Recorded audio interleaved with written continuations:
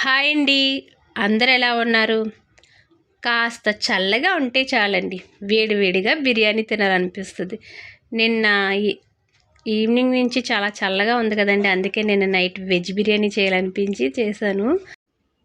కామన్గా అందరింట్లో ఫ్రిడ్జ్లు ఇంకా ఫ్రిడ్జ్ ఉంటే అన్ని రకాల కూరగాయలు ఉంటాయి. ఇంక వెజ్ బిర్యానీ చేయడంలో పెద్ద విచిత్రమే ఉందండి. ఇంట్లో 4 మసాలాలు 4 వెజిటేబుల్స్ ఉంటే చాలు వెజ్ బిర్యానీ అయిపోతుంది. కాస్త అల్లం వెల్లుల్లి పేస్ట్ వేసి చిన్న మసాలా వేస్తే అయిపోయిందే వెజ్ బిర్యానీ. అదే మేము చదువుకున్న రోజుల్లో, అంటే మేము 10th 2003 బ్యాచ్. అప్పట్లో బిర్యానీ అంటే ఎవరికైనా అమ్మో బిర్యానీయా, ఏదో ఫంక్షన్లో తినడం అలా అన్నట్టు ఉండేది.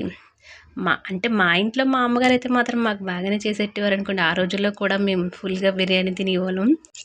అదే ఇప్పుడు బిర్యానీ అంటే మంచినీళ్ళు తాగినంత ఈజీ. కొనుక్కోవడమైనా తినడమైనా, వంట వచ్చిన వండుకొని తింటున్నారు, లేదంటే ఆన్లైన్లో బుక్ చేసుకొని తింటున్నారు. ఇప్పుడు చాలా ఈజీ బిర్యానీ తినడం అంటే. నా వీడియో మీకు నచ్చినట్లయితే లైక్ చేయండి, షేర్ చేయండి, సబ్స్క్రైబ్ చేసుకోండి. Thank you.